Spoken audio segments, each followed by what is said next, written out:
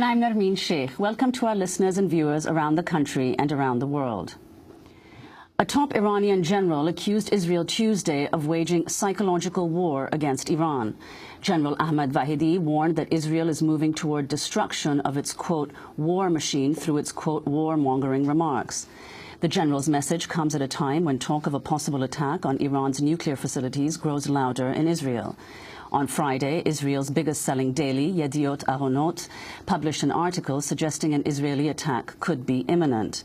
The article reported, quote, "Insofar as it depends on Binyamin Netanyahu and Ehud Barak, an Israeli military strike on the nuclear facilities in Iran will take place in these coming autumn months, before the U.S. elections in November."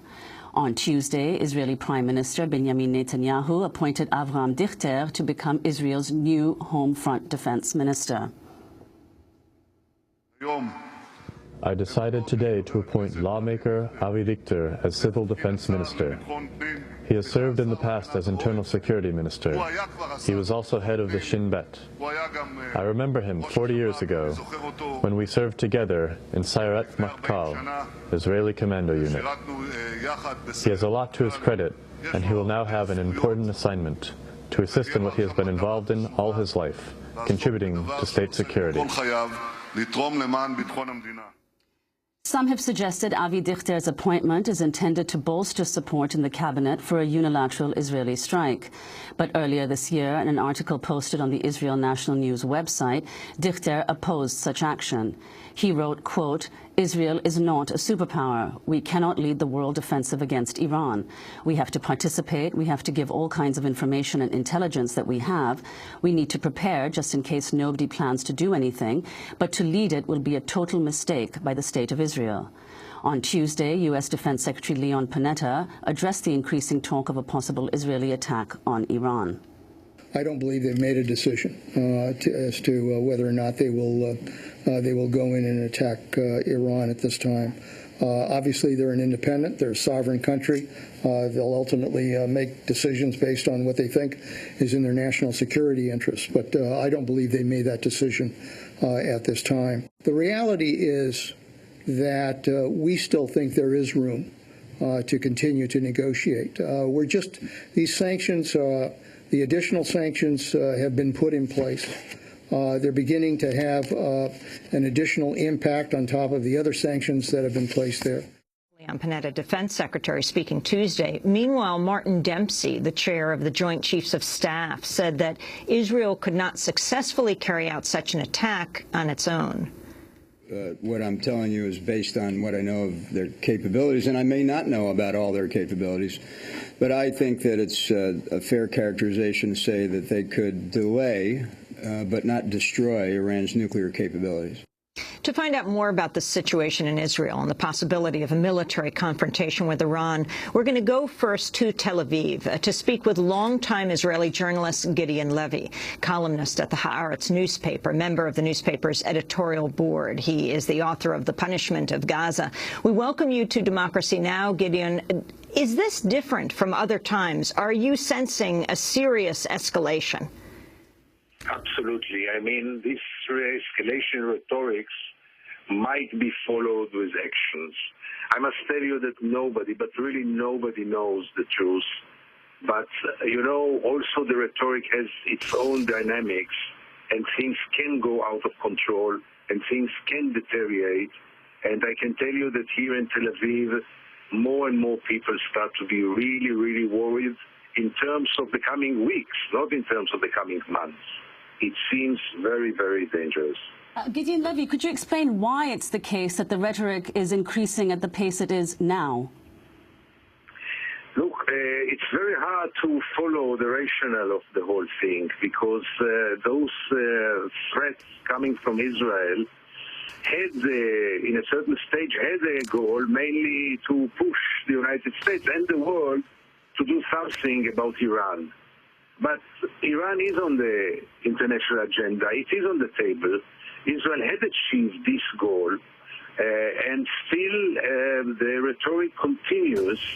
And as it continues and becomes from day to day, but really from day to day, more sharp and more threatening, I tend to believe that this might lead to an operation which might be a very, very dangerous situation for their entire region. Can you talk about the response to Republican presidential candidate Mitt Romney coming to Israel and the significance of his comments, what you understood he was saying if he was president? He had boasted that he and Benjamin Netanyahu, the Israeli prime minister, had worked at Boston Partners together many years ago and knew each other. It seemed that Netanyahu somewhat distanced himself from him. But can you talk about what Mitt Romney actually said, talking about, and I want to just play a clip of Mitt Romney saying the U.S. would stand by its ally in the standoff with Iran. We should employ any and all measures to dissuade the Iranian regime from its nuclear course. And it is our fervent hope that diplomatic and economic measures will do so. In the final analysis, of course, no option should be excluded. We recognize Israel's right to defend itself and that it is right for America to stand with you. Gideon Levy, your response. Yeah, Romney, first of all, was welcome here in Israel as he was not welcome in any other place. And it's very obvious that the present government in Israel, mainly the Israeli Prime Minister Benjamin Netanyahu, is really willing to see Romney in the White House. But I must say that Romney was quite cautious, at least at his public expressions. And practically, if you analyze what he said, he didn't say anything that President Obama didn't say. Those vague promises you can hear from both candidates, from the president and from Romney. And, you know, where you stand depends on where you sit. And I'm not so sure that candidate Romney will react the same way like possible President Romney. I wouldn't take it too seriously, because if he will get into the White House, which me personally hope he will not, but if he will step in, he will also have some other considerations rather than the elections. So I wouldn't be sure that Romney will be a guarantee for an American or Israeli attack either. So how relevant do you think it is, Gideon Levy, that all of this debate is taking place just months before the elections here? It seems that, Israel is at least trying to ignore the elections and maybe to do something before the elections. At least that's the atmosphere, that Israel is not going to wait until the elections. It is very hard to explain. It is very hard to understand how can an Israeli prime minister dare to do something in such a sensitive time. But, you know, not always Israel is very rational or very easy to explain. I hope that it's all rhetorics, but it starts to be really suspicious, because it can't be that such rhetorics will end up with nothing. It's just impossible. Gideon Levy, before we conclude, is it the case that it's been reported that a majority of Israelis are opposed to any Israeli action against Iran at the moment? No, it changes. The public opinion here is quite brainwashed, like in any other place, and things are changing. It depends how you ask it. There was another poll which showed that I think 47% of the Israelis are already in favor of an operation, and over 50% believe that if Iran will have nuclear weapons, this means a second Holocaust for Israel.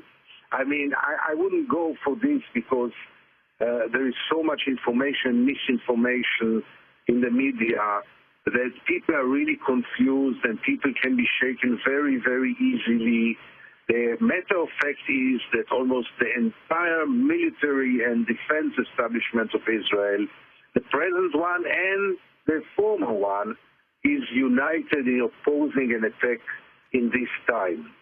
But still, the decision makers, mainly two, the Prime Minister and the Defense Minister Barak, seem to be very, very devoted to do something.